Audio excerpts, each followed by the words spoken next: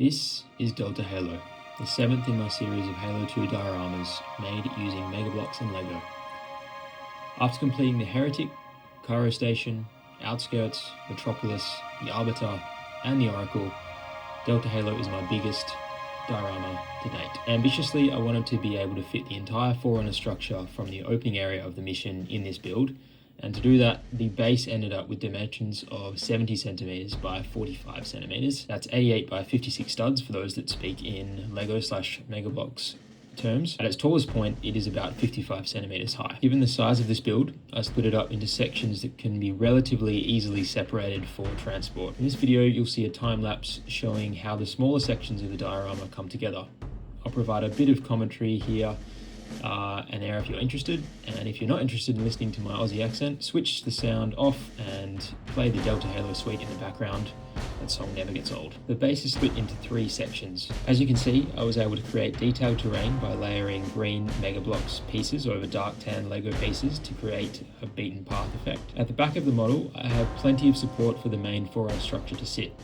It only takes a few studs to lock it into place securely. You can see here that I needed to remove some of the foliage, which was placed back in to make it look as though the structure blends seamlessly into the terrain.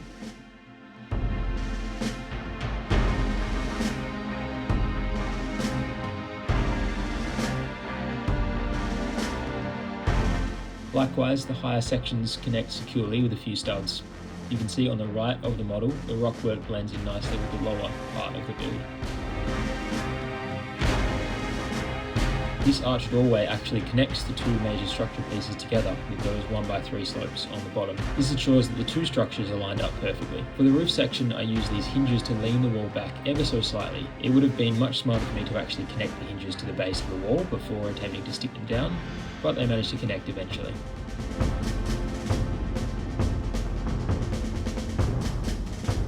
These large A-frame pieces were also broken down into smaller sections.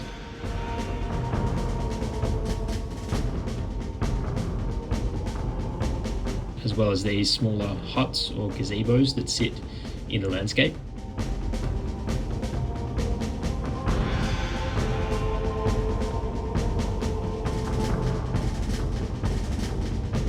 Broken pieces of the structure were added to the landscape in roughly the same areas as seen in game, as was the shade turret and drop pods. For the drop pods, I used green slopes to create a crater effect and leaned them back slightly using the mega piece that has studs on a slope.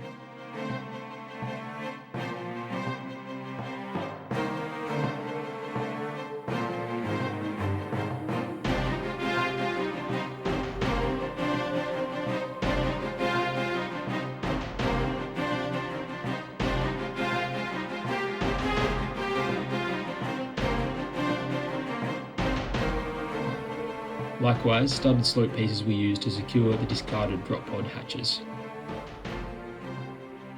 Although I had some practice with tree making after these 2 smaller trees, I found the prospect of creating the tall tree scene in game very daunting, which is probably why I left it to last.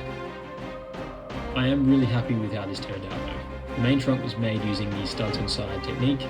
Underneath the brown slope sit plates lining 4 sides of a column, each with dimensions of 4 studs wide and 24 studs high. Hinges were used to connect the branches, and I even tried to match the direction of the branches seen on this tree in game.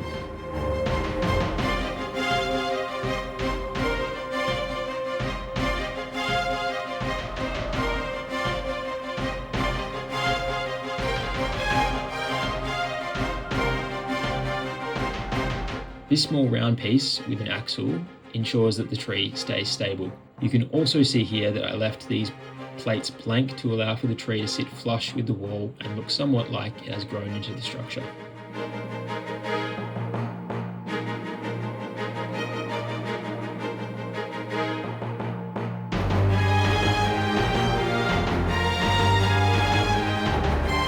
A few finishing touches here to replicate some of the vines seen in game.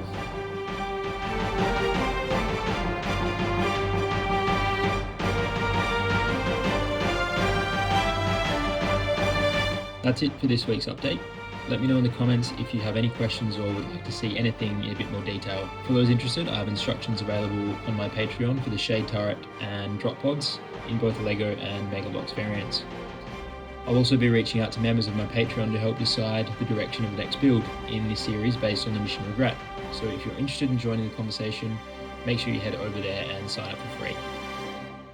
Over the next few weeks, I'll be finalising work on my stop motion film for the Fall of Reach Toymation competition organised by Simon over at The Domain. After that, I'll get to work on creating instructions for the Arbiter build, and then it'll be on to the planning phase of the Regret diorama. Thank you again for listening, and I will see you again soon.